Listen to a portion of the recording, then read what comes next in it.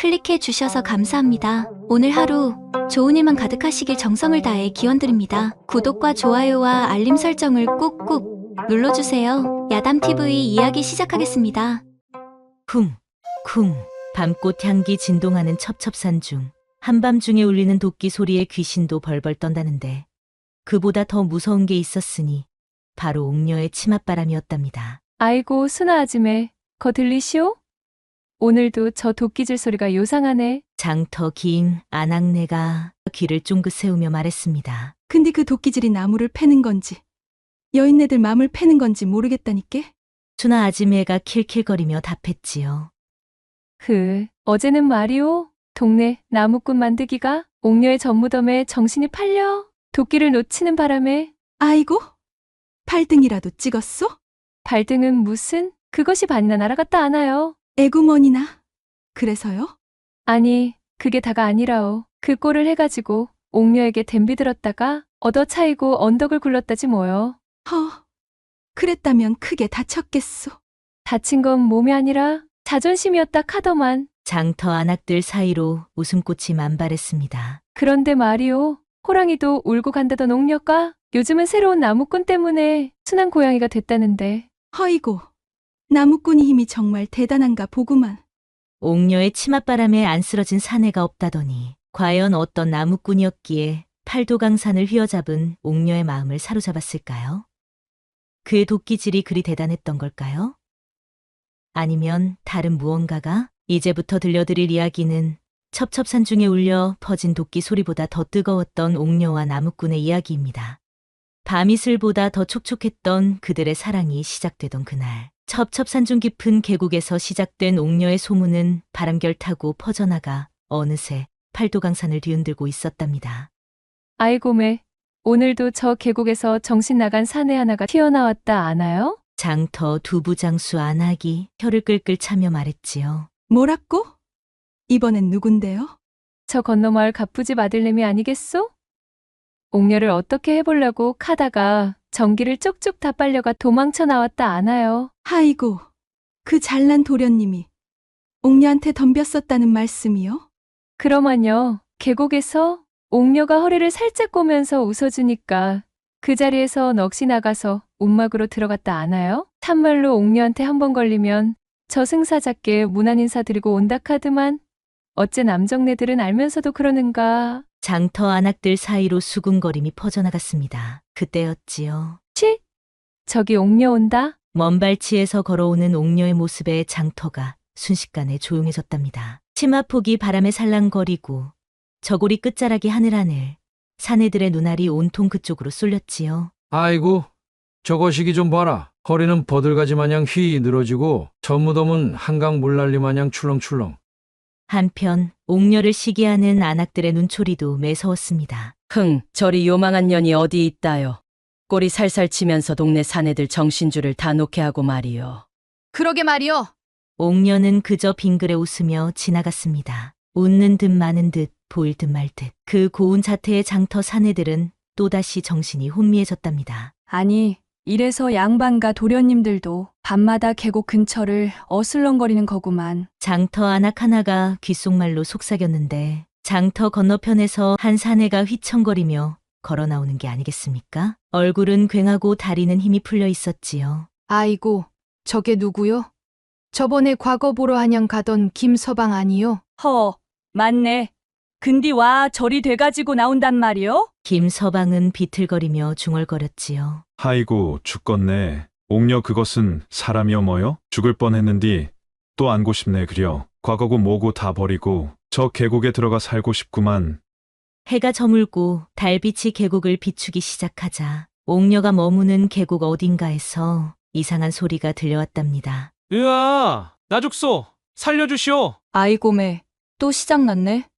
빨래를 넣는 춘덕이의 안악이 말했습니다. 아니, 이번에는 누구요? 저 소리를 들어하니 건너마을 큰 부잣집 아들내미 같은디.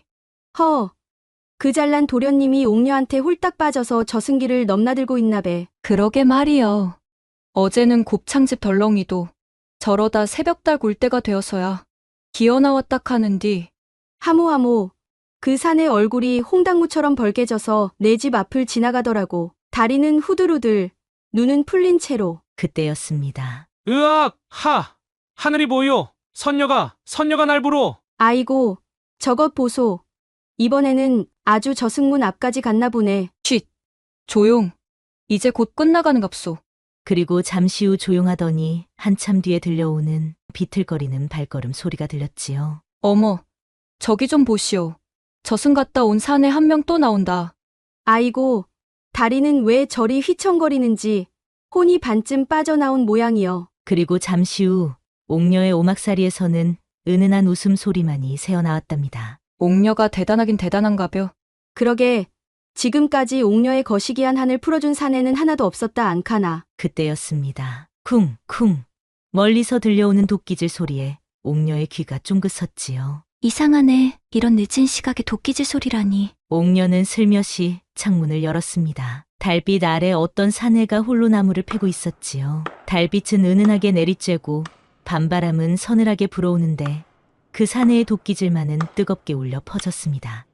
지금까지 수많은 사내들이 옥녀의 치맛자락을 탐했지만 이렇게 진지하게 나무를 패는 사내는 처음이었지요. 그의 도끼질에는 구차한 욕심이 아닌 순수한 진심이 담겨 있는 듯 했답니다. 이상하네. 저 사내의 도끼질은 마치 산을 어루만지는 것 같아.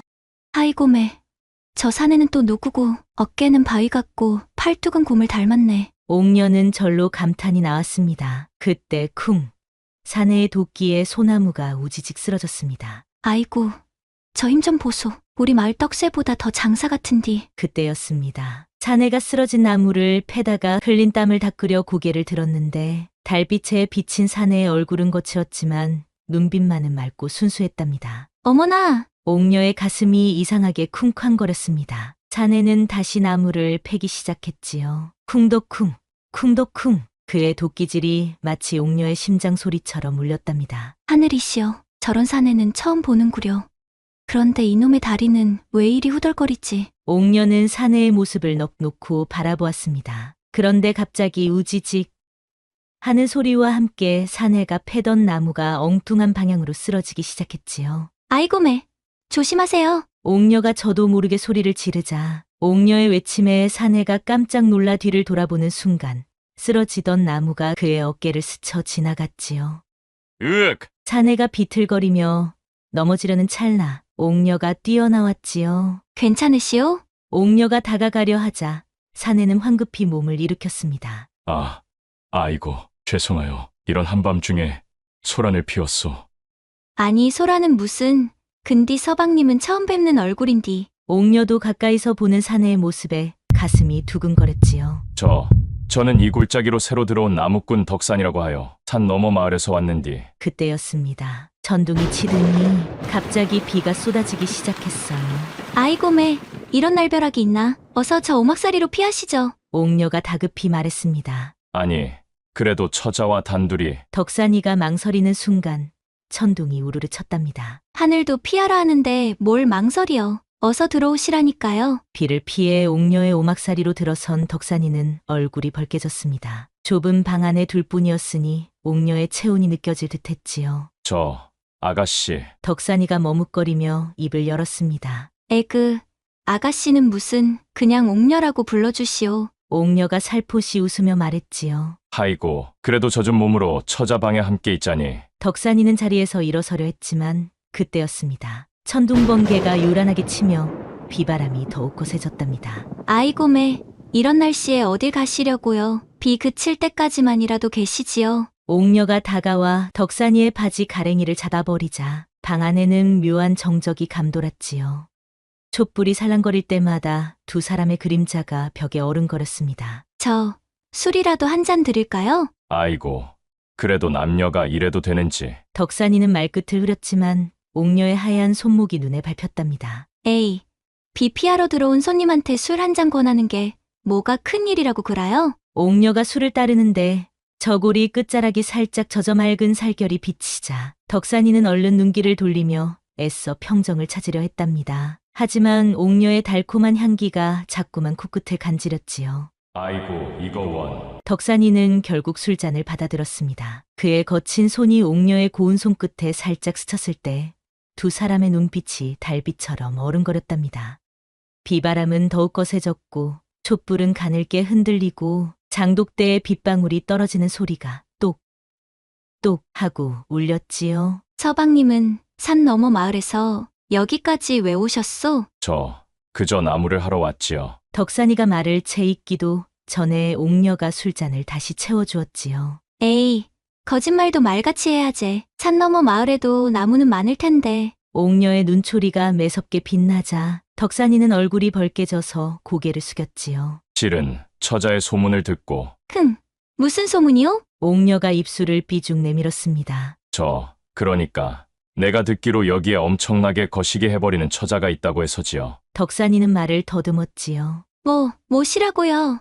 내가 그리 흉악해 보이시오? 옥녀가 발끈하며 일어섰는데 그만 발이 미끄러져 덕산이의 품으로 들어가고 말았지 뭡니까? 어머나! 덕산이는 당황해서 옥녀를 붙잡았지만 그만 둘이 함께 이불 위로 넘어지고 말았답니다. 어허. 순간 두 사람의 숨결이 거칠어졌고 서로의 심장 소리가 빗소리보다 더 크게 들렸답니다. 아이고, 이래서는 안 되는데. 촛불 아래 풀어진 저고리 사이로 옥녀의 하얀 살결이 달빛처럼 은은히 빛났지요. 저 서방님. 옥녀의 떨리는 목소리가 비바람 소리에 섞여 들렸습니다. 덕산이는 거친 손으로 옥녀의 어깨를 살며시 밀어내려 했지만 그의 손길이 닿을 때마다 옥녀는 달빛처럼 부드럽게 녹아들었답니다. 이러면 안 되는데. 왜 안 된다고 하시오? 서방님 가슴이 얼마나 뛰는지. 이리 가까이서 다 들리는데 서방님은 왜 그리 망설이시나요? 나는 처자가 다른 사내들처럼 나를 그저 하룻밤 손님으로 여길까 두렵소이다. 더구나 난 그저 나무꾼인데. 내가 언제 서방님더러 양반이라도 되라 했소? 옥녀가 발끈하며 덕산이의 품을 깊게 파고들었고 두 그림자가 하나로 겹쳐졌답니다. 그렇게 한바탕 소란이 끝난 새벽녘, 비바람이 잦아들 무렵이었습니다. 장독대의 물고랑을 따라 흐르는 물소리만이 조용히 들려왔지요. 서방님. 옥녀가 덕산이의 넓은 가슴에 기대어 속삭였습니다. 왜 그러시오? 지금까지 나를 찾아온 사내들은 말이오. 내 몸만 탐했다오. 옥녀의 목소리가 떨렸습니다. 근디 서방님은 내 마음부터 어루만져 주시니. 옥녀의 눈가에 이슬이 맺히자 덕산이는 옥녀를 더욱 품에 꼭 안았지요. 나는 처음 처자를 봤을 때부터 그 고운 눈매에 슬픔이 가득한 게 보였소. 이제 처자는 그만 부르시오. 난 이제 서방님의 옥녀요. 두 사람은 서로를 바라보며 달콤하게 웃었답니다. 그러던 어느 날 동이 트기 시작하는 이른 아침, 옥녀는 부지런히 도시락을 준비하고 있었는데 멀리서 들려오는 쿵쿵 도끼질 소리에 그녀의 입가에 미소가 번졌지요. 아이고, 옥녀야. 예전엔 도끼질 소리만 들어도 움찔거리더니 이젠 서방님 그것 생각에 침이 꿀떡꿀떡 넘어가는구먼. 아이고, 할매도 참. 옥녀는 수줍게 웃으며 도시락을 들고 산으로 향했는데 덕산이는 이마에 맺힌 땀을 닦으며 나무를 패고 있었지요. 그의 넓은 등짝이 아침 햇살에 반짝이고 있었지요. 서방님. 어이구, 이게 웬일이요? 덕산이는 깜짝 놀라 도끼를 내려놓았지요. 아침도 못 드시고 나오셨을 것 같아서 서방님 생각하면서 새참을 준비했답니다. 아이고, 이런 정성을 봤나. 나도 참 복이 많은 사람인가 보. 덕산이는 쑥스러운 듯 웃었지요. 근디 서방님, 저 바위 좀 보시오. 제가 어릴 적부터 늘 거기 앉아서 달을 보았다오. 옥녀의 말에 덕산이는 문득 그녀의 외로웠을 시간들을 생각했지요. 달빛 아래 홀로 앉아 있었을 옥녀를 떠올리니 가슴이 먹먹해졌답니다. 서방님은 왜 나무꾼이 되셨소? 옥녀가 물었습니다. 덕산이는 잠시 하늘을 보다 말했지요. 어릴 적 아버지께서 병원으로 돌아가셨는데 그때 마을에 계시던 훈장님께서 저를 거두어 주셨는데 그 이후로 동네 나무꾼들을 보고 배우며 자랐지요. 옥녀의 눈빛이 촉촉해졌습니다. 그런데 당신은 어찌 이리 외진 곳에 혼자 살게 되었소? 덕산이의 물음에 옥녀는 잠시 말이 없었지요. 그러다 천천히 입을 열었답니다. 16 되던 해 부모님이 모두 천연두로 돌아가셨어요. 그때부터 혼자서 지냈지요. 옥녀의 목소리가 떨렸습니다. 덕산이는 조용히 옥녀의 손을 잡았지요. 거친 손이었지만 따뜻했답니다. 사람들은 말이죠. 내가 요물이라 해요. 밤마다 사내들을 유혹한다고. 옥녀의 눈에서 눈물이 흘렀습니다. 허면 그건 다 거짓이었소? 덕산이가 조심스레 물었지요. 아니요, 다 사실이에요. 너무 외로워서 누군가의 온기라도 느끼고 싶어서. 옥녀가 덕산이의 등에 살며시 기대자 덕산이가 말했답니다. 이제는 내가 있잖소. 하지만 이런 달콤한 나날이 오래가진 못했습니다. 저 멀리서 먹구름이 몰려오고 있었거든요. 덕산이와 옥녀를 시기하는 이들이 덕산이가 옥녀의 움막에서 나오는 모습을 목격했지요. 저기 좀 봐라. 옥녀의 집에서 또 사내가 나온다. 아니, 이번에는 누구요? 저 산에 산 너머에서 온 나무꾼 아니요? 수군거림은 바람을 타고 마을 전체로 퍼져나갔는데 그 중에서도 가장 귀 쫑긋 세운이는 마을 덕호였지요. 뭐라고? 옥녀한테 새로운 놈이 들락거린다고? 덕호는 이를 갈며 중얼거렸습니다. 덕호는 옥녀를 첫눈에 반한 이후로 밤마다 그녀의 오막살이 근처를 어슬렁거렸던 사내였지요. 에이그, 내가 저 옆편네한테 얼마나 공을 들였는데 산 너머 촌놈한테 눈길을 주다니? 덕호는 분을 사귀지 못하고 있었는데 그러다 문득 귀가 솔깃한 이야기가 들려왔지요. 아이고 그 나무꾼 놈 알고 보니 도둑놈이라 카대. 뭐라고? 도둑놈이라니? 그러니까 산 너머 마을에서 쫓겨났다는 소문이 있다 카더라고. 덕호의 눈이 번뜩였습니다.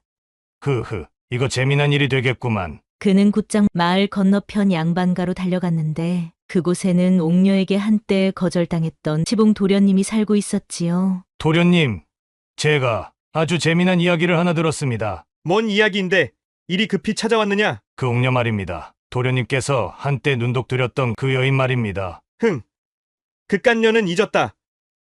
감히 나를 거절한 상것 주제에. 지봉이 찻잔을 내려치며 벌컥 화를 냈습니다. 헤헤, 근데 그 상것이 이제는 도둑놈하고 눈이 맞았다 하더만요. 뭐라? 도둑놈이라니? 지봉의 눈이 커졌습니다. 그러니까요. 산 넘어서 온 나무꾼인데 알고 보니 도둑질하다 쫓겨난 놈이라 합니다. 그런 놈이 도련님께서 한때 마음 두셨던 여인과 낮이고 밤이고 정을 통한다고 합니다. 당장 그놈을 잡아들여라! 지봉이 벌떡 일어섰습니다. 헌데 말입니다. 덕후가 음흉한 웃음을 지으며 속삭였지요. 그냥 잡아들이기만 하면 재미없지 않겠습니까? 그 요 같은 년도 함께 벌을 받아야 하지 않겠습니까? 그래, 내 말이 옳다. 그래서 어쩌자는 게냐? 제가 좋은 수가 있습니다. 덕후의 속삭임에 지봉의 눈이 번뜩였답니다. 그리고 이튿날 아침 장터에 난리가 났지 않겠습니까? 아이고, 이게 웬일이여. 양반가 곳간이 털렸다네. 뭐라고? 그 튼튼한 곳간을? 거 쇠도끼로 잠긴 문을 부쉈다 하는디. 장터 안악들의 수군거림이 시작되자마자 덕후가 헐레벌떡 뛰어왔습니다. 여러분, 내가 도둑놈을 봤습니다. 산 넘어서 온 나무꾼이 도끼를 들고 곳간 쪽으로 가더만요. 아니, 그 덕산이가 말도 안 되는 소리째. 그리 순박하던 사람이 그럴 리가 있나. 에이, 순박한 척했던 거지. 처음부터 곳간을 노리고 접근했던 걸 거야. 건너편 국밥집 안악이 한숨을 쉬었지요. 그럼 뭔가 수상하더라니까. 밤마다 도끼질을 하는 게 아마도 곳간 문을 부수는 연습이었나 보제? 소문은 삽시간에 퍼졌고 옥녀의 귀에도 들어갔지요. 옥녀는 가슴이 철렁 내려앉았습니다. 아니요, 우리 서방님이 그럴 리가 없구먼. 어젯밤 덕산이의 순박한 눈빛과 거친 손길이 떠올랐지요. 우리 서방님은 절대로 그런 분이 아니요. 옥녀가 움막에서 한참을 울고 있을 때였지요. 저기 보시오. 덕산이 집에서 양반가 물건이 나왔소. 덕후가 심어둔 작물이 발견되자 덕산이는 영문도 모른 채 포졸들에게 끌려갔답니다. 그의 순박한 얼굴엔 당혹감이 가득했지요. 이 더러운 놈! 감히 양반가 물건을 훔치다니! 포졸들이 덕산이를 거칠게 몰아세웠습니다. 서방님. 옥녀가 달려갔지만 지봉이 앞을 막아서는 게 아니겠습니까? 그의 입가에는 은은한 승리의 미소가 어려 있었지요. 내년도 한통속이었겠지. 도둑놈의 앞잡이년. 밤마다 도둑질 다니는 놈을 끌어들여 이제는 양반가까지 노렸구나. 지봉의 말에 마을 사람들의 손가락질이 시작됐는데 아침 이슬이 맺힌 국화꽃처럼 차갑고 날카로운 시선들이었지요. 에그머니, 알고 보니 도둑놈하고 눈이 맞았다니. 그러니까 밤마다 도끼질 소리가 났던 거였어. 양반가 곳간을 노리고 앉으시구먼. 아이고, 세상 망신이라. 우리 마을에 그런 요물이 살고 있었다니. 옥녀는 무릎이 꺾이는 것을 간신히 버티고 서 있었는데 마을 사람들의 손가락질보다 더 아픈 건 저 멀리 끌려가는 덕산이의 뒷모습이었지요. 서방님은 절대로 그런 분이 아니시오. 옥녀의 속삭임이 가을바람에 흩어졌고 그 순간 장터 한켠에서 덕호는 씩 웃으며 중얼거렸습니다. 이제 내년도 맛을 봐야지. 그때였습니다. 잠깐만 기다리시오. 허름한 차림의 노인 한 분이 포졸들 앞을 가로막는 게 아니겠습니까? 어디서 감히? 포졸이 화를 내려는데 노인이 말을 이었지요. 내가 바로 산 너머 마을 훈장일세. 이 덕산이는 내 제자요. 훈장님이 어떻게 여길? 아버지 같았던 훈장님을 보자 덕산이의 눈에 눈물이 고였습니다. 에이고, 이놈아.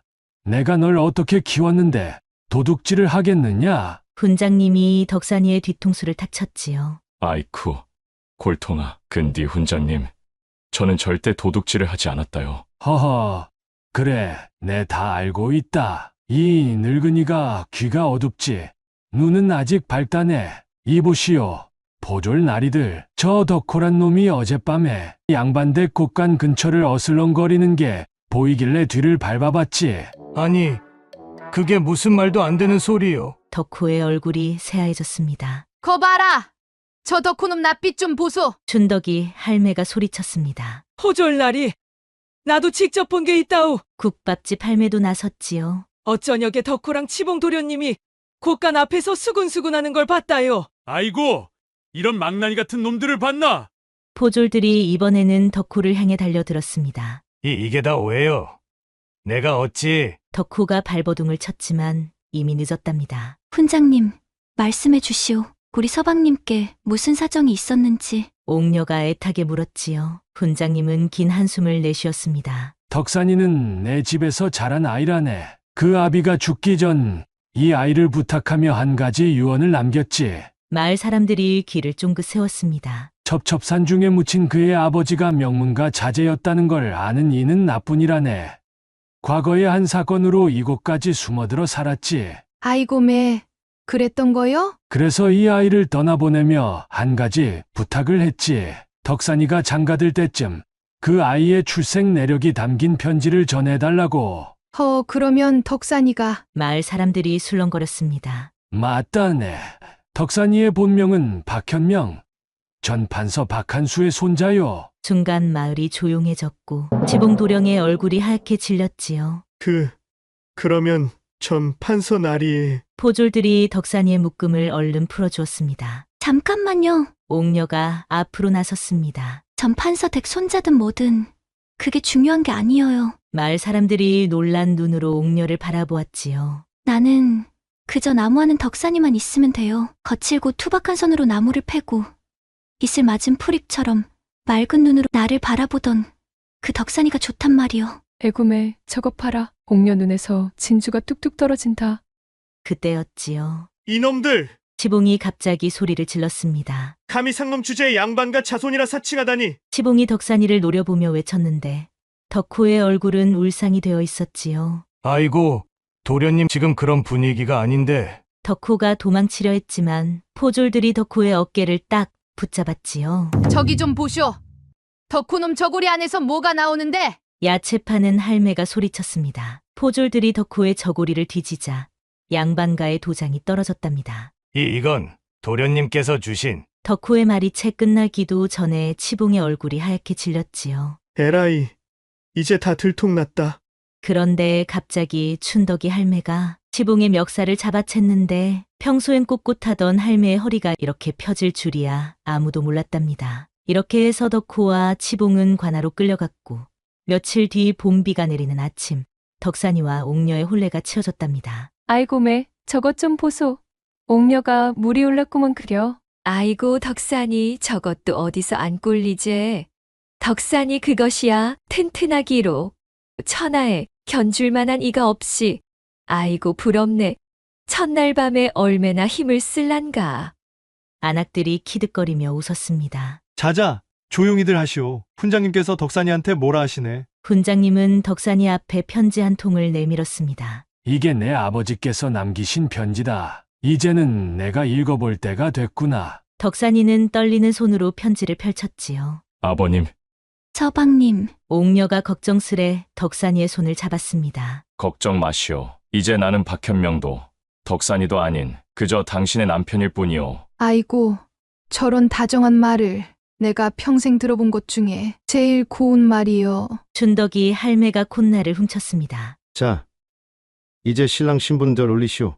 그런데 그때 덕산이와 옥녀가 마주보고 절을 올리는데 갑자기 우지직 하는 소리와 함께 마당 한켠에 소나무가 쓰러지는 게 아니겠습니까? 아이고, 이 무슨 불길한 징조인가? 에이, 무슨 소리요? 저건 축복이지. 훈장님이 급히 말을 잘랐습니다. 그게 무슨 말씀이시오? 소나무가 신랑 신부를 향해 절을 하는데 이보다 더 좋은 징조가 어디 있겠는가? 아, 그래서 그런 거였어요? 아이고, 우리는 또 무슨 불길한 일인가 했네. 그때였습니다. 저기 급히 달려온 이는 전 판서대카인 아니오? 전 판서댁에서 사람들이 오시는 것 같은데. 박현명 도련님, 큰일 나셨습니다. 하인들이 허둥지둥 소리쳤습니다. 무슨 일이시오? 시봉 도련님이 관아에서 독을 먹고 자결하셨다고 합니다. 그런데 죽기 전에 고백하기를 전 판서님께서 귀양 가신 것도 모두 자기 아버지의 모함이었다 하옵니다. 아니, 그게 무슨 소리요? 서방님. 옥녀가 덕산이의 손을 꼭 잡아주었지요. 도련님, 어서 한양으로 가셔야 합니다. 전 판서님의 명예를 회복할 기회라고 합니다. 마을 사람들 사이로 술렁임이 퍼지자 덕산이는 잠시 고개를 숙였다가 옥녀를 바라보며 말했지요. 나는 가지 않겠소. 그게 무슨 말씀이십니까? 하인들이 놀라 소리쳤습니다. 내게는 권세도 명예도 필요 없소. 이제 나는 그저 나무꾼 덕산이로 살고 싶을 뿐이요. 하지만 도련님, 내 아버지께서 이곳을 택하신 이유를 알 것 같소. 세상의 명리를 버리고 진정한 행복을 찾으신 거지. 덕산의 말에 훈장님이 흐뭇한 미소를 지으며 말했답니다. 그래, 내 아버지도 분명 이런 내 모습을 보고 싶어 하셨을 게다. 아이고, 말씀 좀 들어보소. 저리 고운 마음씨를 가진 사내가 어디 있겠소? 그러게 말이요. 옥녀가 복이 터졌지 뭐요. 그렇게 덕산이와 옥녀는 이 마을에 남아 살기로 했답니다. 첩첩산 중에서 울리는 도끼질 소리는 이제 사랑의 노래가 되었고 옥녀의 오막살이는 행복이 가득한 보금자리가 되었지요.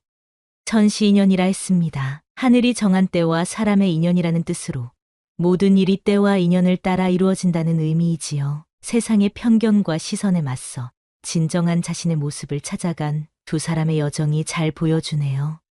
옥녀는 외로움에 몸을 맡기던 방황에서 벗어나 진정한 사랑을 찾았고 덕산이는 권세와 명예보다 소박한 행복을 선택했습니다.